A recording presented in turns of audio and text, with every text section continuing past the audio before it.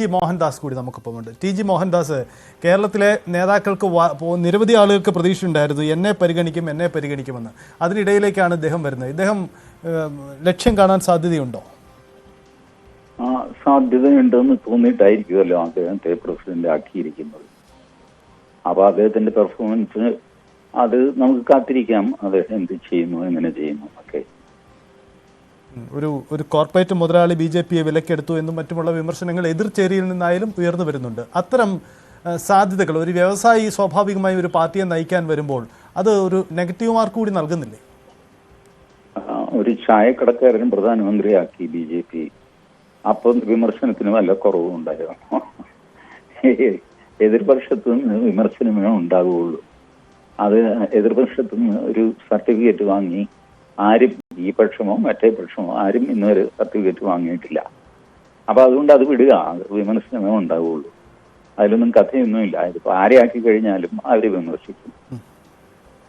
Okay, ഒരു കാര്യം കൂടി, ഈ കുമ്മനം രാജശേഖരൻ എന്ന ഒരു പരീക്ഷണം കേരള BJPയിൽ കണ്ടതാണ്. പക്ഷേ അതത്ര കണ്ട വിജയം കണ്ടിട്ടില്ല എന്നത് നമുക്ക് മുന്നിലുമുണ്ട്. കേരളത്തിലെ രാഷ്ട്രീയ പ്രവർത്തനത്തിന് ഒരു ശൈലിയുണ്ട്, ഒരു രീതിയുണ്ട്. പരമ്പരാഗത രാഷ്ട്രീയ പാർട്ടികൾക്ക് സ്വാധീനമുള്ള ഒരു രീതിയും ശൈലിയും അത്തരം പ്രവർത്തനങ്ങളുമാണ്. അവർക്കിടയിലേക്കാണ് രാജീവ് ചന്ദ്രശേഖർ വരുന്നത്. അപ്പോൾ താങ്കൾ കാണുന്നത് രാജീവ് ചന്ദ്രശേഖറിൻ്റെ വെല്ലുവിളി എത്രമാത്രമായിരിക്കും? ഏതൊക്കെ രീതിയിലായിരിക്കും അദ്ദേഹത്തിന് പ്രതിസന്ധി ഉണ്ടാവുമെങ്കിൽ അദ്ദേഹം അതിനെ മറികടക്കേണ്ടി വരിക? കേരളത്തിന് പ്രത്യേകമായിട്ടൊരു ശൈലി ഉണ്ടെന്നൊന്നും ഞാൻ കരുതുന്നില്ല. അതൊക്കെ വെറുതെ പൊങ്ങച്ചം പറച്ചിലാണ്. ഇന്ത്യൻ രാഷ്ട്രീയത്തിന്റെ ഒരു പരിച്ഛേദമാണ് കേരളത്തിൽ. അത് ഏറിയും കുറഞ്ഞും പല രീതിയിലൊക്കെ പ്രവർത്തിക്കും എന്നേ ഉള്ളൂ. അതുകൊണ്ട് രാജീവ് ചന്ദ്രശേഖരല്ല, വേറെ ആരായാലും നേരിടേണ്ട പ്രതിസന്ധികൾ, വെല്ലുവിളികളൊക്കെ ഒന്ന് തന്നെയാണ്. അതിൽ പ്രത്യേകതയൊന്നുമില്ല. അത് അങ്ങനെ തന്നെ തുടരുകയും ചെയ്യും. BJPയുടെ സ്റ്റൈലിൽ പ്രവർത്തിക്കുകയും ചെയ്യുമെന്നാണ് ഞാൻ പ്രതീക്ഷിക്കുന്നത്. ഞാൻ സൂചിപ്പിച്ചത് ഈ BJPക്കകത്ത് തന്നെ നേതാക്കൾക്ക് നിരവധിയുണ്ട്. അവരൊക്കെ വിമത ശബ്ദം ഉയർത്തിയാൽ അതുണ്ടാക്കാൻ സാധ്യതയുള്ള പ്രതിസന്ധി, അതല്ലെങ്കിൽ അവരല്പം പിന്നോട്ട് വലിഞ്ഞു നിന്നാലും അതൊക്കെ പുതിയ അധ്യക്ഷന് വെല്ലുവിളിയായി മാറില്ലേ? അല്ല, ഇതെല്ലാം എല്ലാ പാർട്ടികൾക്കുമുള്ള ഒരു ഇന്റേണൽ ഡൈനാമിക്സ് ആണ്. പാർട്ടിക്കുള്ളിൽ അഭിപ്രായ വ്യത്യാസം ഉണ്ടാകുക, ആ അഭിപ്രായ വ്യത്യാസങ്ങളെ ബുൾഡോസ് ചെയ്യുമ്പോൾ അവർ സഹകരിക്കാതിരിക്കുക, ഇതൊക്കെ ഇതില്ലാത്ത പാർട്ടി ഏതാണെന്നാണ് ഞാൻ അന്വേഷിക്കുന്നത്. അതൊക്കെ എല്ലാ പാർട്ടിയിലും ഒക്കെ ഉണ്ട്. അതും ഈ പാർട്ടി പ്രവർത്തനത്തിൽ പ്രസിഡന്റിന്റെ ചുമതലകളിൽ ഒന്നാണ് എല്ലാവരെയും ഒരുമിച്ച് കൊണ്ടുപോവുക എന്നുള്ളത്. അത് ഇദ്ദേഹത്തിനും ചെയ്യേണ്ടി വരും. അങ്ങനെ ചെയ്യാതെ മുന്നോട്ട് പോകാൻ പറ്റില്ലല്ലോ. വളരെ നന്ദി ടി ജി മോഹൻദാസ് പ്രതികരിച്ചതിന് അഭിപ്രായം പറഞ്ഞത്. ബി ഗോപാലകൃഷ്ണൻ കൂടി നമുക്കൊപ്പം, BJP നേതാവ് കൂടി നമുക്കൊപ്പം ചേരുന്നു. ശ്രീ ഗോപാലകൃഷ്ണൻ, BJPക്ക് ഒരു പുതിയ നേതൃത്വമാണ് വരുന്നത്. ഒരുപക്ഷെ താങ്കളൊക്കെ പ്രതീക്ഷിച്ച മുഖങ്ങൾക്കല്ല പരിഗണന കിട്ടിയത്. ഹലോ, ശ്രീ B ഗോപാലകൃഷ്ണൻ കേൾക്കാൻ കഴിയുന്നുണ്ടെങ്കിൽ ചോദ്യം കേട്ടില്ല കേട്ടോ. അതായത് പ്രതീക്ഷിച്ച മുഖങ്ങളൊന്നുമല്ല പരിഗണിക്കപ്പെട്ടത്. ഒരുപക്ഷെ താങ്കളൊക്കെ പ്രതീക്ഷിച്ച ആളല്ല അധ്യക്ഷ സ്ഥാനത്തേക്ക് വരുന്നത്. എങ്ങനെ കാണുന്നു പുതിയ തെരഞ്ഞെടുപ്പിൽ? അങ്ങനെയല്ലല്ലോ, കേന്ദ്ര നേതൃത്വം അല്ലേ പ്രതീക്ഷിക്കുന്നത്, നമ്മളല്ലല്ലോ പ്രതീക്ഷിക്കുന്നത്. കേരളത്തിന്റെ പ്രതീക്ഷ കേന്ദ്ര നേതൃത്വത്തിന്റെ പ്രതീക്ഷയാണ്.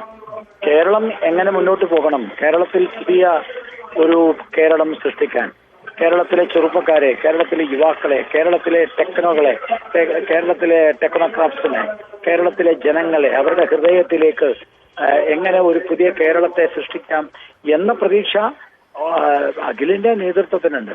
ആ പ്രതീക്ഷയാണ്, അഖിലേന്ത്യാ നേതൃത്വത്തിന്റെ പ്രതീക്ഷയാണ് ഞങ്ങളുടെ എല്ലാവരുടെയും പ്രതീക്ഷ. നമുക്കൊക്കെ നമ്മളെ പറ്റി ചിന്തിക്കാം, നമുക്കൊക്കെ നമ്മുടേതായിട്ടുള്ള ചിന്തകൾ കൊണ്ടുവരാം. പക്ഷെ ആ ചിന്തക്കൊന്നും സംഘടനാ പ്രവർത്തനത്തിൽ പ്രസക്തിയില്ല. സംഘടനാ പ്രവർത്തനത്തിലെ പ്രസക്തി സംഘടനാ ലീഡർഷിപ്പ് എടുക്കുന്നതാണ്. ആ ലീഡർഷിപ്പ് എന്ന് പറയുന്നത് നമ്മൾ ചിന്തിക്കുന്നതിനേക്കാൾ കൂടുതൽ ഇന്ത്യ മുഴുവനും ഈ BJP എന്ന് പറയുന്ന മഹാപ്രസ്ഥാനത്തെ വളർത്തുകയും പടർത്തുകയും കഴിഞ്ഞ 10 വർഷമായി ഇന്ത്യ ഭരിക്കുകയും ചെയ്തുകൊണ്ടിരിക്കുന്ന ഒരു മഹാനേതൃത്വമാണ് കേരളത്തിന്റെ പ്രതീക്ഷയെ കരുപ്പിടിപ്പിക്കാൻ വേണ്ടി പലതും തീരുമാനിക്കുന്നത്. ആ പ്രതീക്ഷയുടെ കൂടെയല്ലേ ഞങ്ങളെല്ലാവരും. അല്ലാതെ ഞങ്ങൾക്കൊക്കെ സ്വന്തമായ പ്രതീക്ഷ വെച്ച് അങ്ങനെ പോകുന്ന ഒരു പാർട്ടിയല്ല, അങ്ങനെ പോകുന്ന ഒരു നേതൃത്വമല്ല, അങ്ങനെ പോകുന്ന ഒരു സംഘടനയല്ല ഞങ്ങളുടെ സംഘടന. പരമ്പരാഗതമായ ശൈലിക്കപ്പുറത്തേക്ക് ചില പരീക്ഷണങ്ങളിലൂടെ ഈ കേരളത്തിൽ BJPയുടെ ശക്തിയെ, BJPയുടെ വേരോട്ടത്തെ അതിശക്തമാക്കാനുള്ള BJP ഒരു മഹാവൃക്ഷമായി വടവൃക്ഷമായിട്ട് പടർന്ന് പന്തലിക്കാൻ ഈ കേരളത്തിൽ എന്ത് പരീക്ഷണമാണോ നടത്തേണ്ടത് ആ പരീക്ഷണം കേന്ദ്ര നേതൃത്വം നടത്തും. അതിനോടൊപ്പം ഞങ്ങളുണ്ടാവും. ശരി. ഈ ഒരു നിർണായക ഘട്ടത്തിൽ പാർട്ടിയെ നയിച്ചയാളാണ് കെ സുരേന്ദ്രൻ. അദ്ദേഹത്തിന്റെ നേതൃത്വത്തിൽ പല വിജയങ്ങളും ഉണ്ടായിട്ടുണ്ട്. എന്തുകൊണ്ടാണ് സുരേന്ദ്രന് വീണ്ടും ഒരു അവസരം നൽകാതിരുന്നത്? അത്തരമൊരു സാധ്യതയായിരുന്നല്ലോ പറഞ്ഞു കേട്ടത്. ഭാരതീയ ജനതാ പാർട്ടിക്ക് ഒരു കോൺസ്റ്റിറ്റ്യൂഷനൊക്കെ ഉണ്ട്.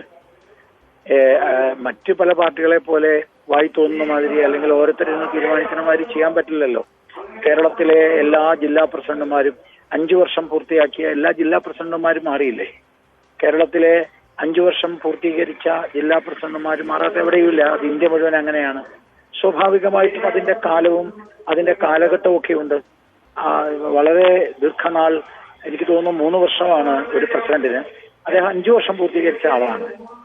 അപ്പൊ അദ്ദേഹത്തിന്റെ കാലഘട്ടത്തിൽ വിജയങ്ങൾ ഉണ്ടായിട്ടുണ്ട്. പക്ഷെ സംഘടനയ്ക്ക് സംഘടനതായിട്ടുള്ള ചില കോൺസ്റ്റിറ്റ്യൂഷൻ, ഭരണഘടനാപരമായ ചില കാഴ്ചപ്പാടും ചില പരിമിതികളും ഉണ്ട്. അല്ല, ഈ വരാനിരിക്കുന്നത് തെരഞ്ഞെടുപ്പുകളുണ്ട്, പ്രത്യേകിച്ച് തദ്ദേശ തെരഞ്ഞെടുപ്പ്. BJPയുടെ വലിയൊരു സാന്നിധ്യം പ്രതീക്ഷിക്കുന്ന ഇടമാണ്. അവിടെയൊക്കെ നിലവിലുണ്ടായിരുന്ന ഒരു അധ്യക്ഷനെ നിലനിർത്തിയിരുന്നെങ്കിൽ അല്പം കൂടി മികച്ച സംഘടനാ പ്രവർത്തനം കാഴ്ചവെക്കാൻ കഴിയുമായിരുന്നില്ലേ? അങ്ങനെ ചിന്തിച്ചോ BJP? അല്ല, BJPയുടെ പ്രവർത്തനം എന്ന് പറയുന്നത് കേവലം ഒരു അധ്യക്ഷനിൽ മാത്രം ഡിപ്പെൻഡ് ചെയ്യുന്നതല്ല. BJPയുടെ പ്രവർത്തനം എന്ന് പറയുന്നത് കൂട്ടായ സംഘടനാ പ്രവർത്തനമാണ്. അധ്യക്ഷൻ എന്ന് പറയുന്നത് അതൊരു പദവിയാണ്. അധ്യക്ഷൻ കൂട്ടായ നേതൃത്വത്തിന്, കൂട്ടായ പ്രവർത്തനത്തിന് നേതൃത്വം നൽകുന്നു എന്ന് മാത്രമേ ഉള്ളൂ. അത് ആ അധ്യക്ഷ സ്ഥാനത്തേക്ക് ആര് വരുമ്പോഴും ആ കൂട്ടായ പ്രവർത്തനത്തിന്റെ നേതൃത്ം ആ വരുന്ന വ്യക്തി ഏറ്റെടുക്കും. ചില ആളുകൾ വന്നാലേ ഉണ്ടാവൂ, ചില ആളുകൾ വന്നാൽ ഉണ്ടാവില്ല. അങ്ങനെയില്ല ഈ പാർട്ടിയില്. ഈ പാർട്ടിയില് ആരധ്യക്ഷനായാലും അതൊരു കൂട്ടായ ചർച്ചയുടെയും കൂട്ടായ യജ്ഞത്തിന്റെയും ഭാഗമാണ്. അതുകൊണ്ട് അത് നിങ്ങൾ ഈ പറയുന്ന രീതിയിലേക്കൊന്നും, നിങ്ങളൊക്കെ എപ്പോഴും കാണുന്നത് മറ്റു പല പാർട്ടികളെ അവരുടെ പരമ്പരാഗതമായിട്ടുള്ള ശൈലികളെയൊക്കെയാണ്. ഈ പരമ്പരാഗതമായിട്ടുള്ള മറ്റു പാർട്ടികളുടെ ശൈലി വെച്ചിട്ടാണ് നിങ്ങളൊക്കെ BJPയെ എത്രയോ കാലമായി വിലയിരുത്തുന്നത്. ഇടത്തോട്ട് നോക്കി ചിരിച്ചാൽ ഇടതുപക്ഷമൊന്നും, വലത്തോട്ട് നോക്കി ചിരിച്ചാൽ വലതുപക്ഷമൊന്നും കാണുന്ന ഒരു പരമ്പരാഗത ശൈലി കേരളത്തിലുണ്ട്. ആ പരമ്പരാഗത ശൈലിയല്ല BJPയുടേത്. അതുകൊണ്ട് നിങ്ങൾക്ക് തോന്നുന്ന ഒരുതരം വിഭ്രാന്തിയാണ്. ഞങ്ങൾക്ക് അങ്ങനത്തെ ഒരു പ്രശ്നമില്ല. ശരി. എത്ര ഇത് പറയുമ്പോഴും നമുക്കറിയാം, രാജീവ് ചന്ദ്രശേഖർ, അദ്ദേഹത്തിന് ഒരു വ്യവസായ മുഖമുണ്ട്, വ്യവസായി എന്ന പേരുണ്ട്. അദ്ദേഹം ഒരു മാധ്യമ സ്ഥാപനത്തിൻ്റെ പ്രതിനിധി കൂടിയാണ്, അദ്ദേഹത്തിൻ്റെ ഉടമസ്ഥൻ കൂടിയാണ്. ഇത്തരം സാഹചര്യങ്ങളുള്ള ഒരാൾ പാർട്ടിയെ നയിക്കാൻ വരുമ്പോൾ നമുക്കറിയാം, ഒരു സംഘടനാ രീതിയിൽ ആദ്യം ആ പാർട്ടിയെ വിലയിരുത്തുക, അതിൻ്റെ അധ്യക്ഷൻ ആര്, അദ്ദേഹത്തിൻ്റെ പ്രവർത്തനം, അദ്ദേഹത്തിൻ്റെ പെരുമാറ്റം, അദ്ദേഹത്തിൻ്റെ പ്രതികരണം, ഇതൊക്കെയാണുമല്ലോ. അങ്ങനെ നോക്കുമ്പോൾ രാജീവ് ചന്ദ്രശേഖരൻ്റെ പരിമിതികൾ നിരവധിയില്ലേ? രാജീവ് ചന്ദ്രശേഖരൻ വ്യക്തിപരമായി ബിസിനസ്സുകാരനാണോ, മാധ്യമ സ്ഥാപനത്തിന്റെ ഉയർന്നു നിൽക്കുന്ന ആളാണോ? ഇതൊന്നും അല്ല. രാജീവ് ചന്ദ്രശേഖരൻ എന്ന് പറയുന്ന വ്യക്തിക്ക് ഈ സംഘടനയിലെ എല്ലാവരും ഒരുമിച്ച് അദ്ദേഹത്തിന്റെ നേതൃത്വത്തിൽ സംഘടനാ പ്രവർത്തനത്തിൽ പുതിയ വീക്ഷണത്തോടുകൂടി, പുതിയ കാഴ്ചപ്പാടോടുകൂടി മുന്നോട്ട് പോകാൻ കഴിയുമോ എന്നതാണ് ചിന്ത. ആ ചിന്തയിൽ അദ്ദേഹം 100% അത് കഴിയും, അദ്ദേഹത്തിന് അത് സാധിക്കുമെന്ന് BJPയുടെ അഖിലേന്ത്യാ നേതൃത്വം കണ്ടെത്തിയിരിക്കുന്നു. കണ്ടെത്തലാണ് അതിന്റെ പ്രയാണത്തിന്റെ കാരണം. ശരി, വളരെ നന്ദി B. ഗോപാലകൃഷ്ണൻ.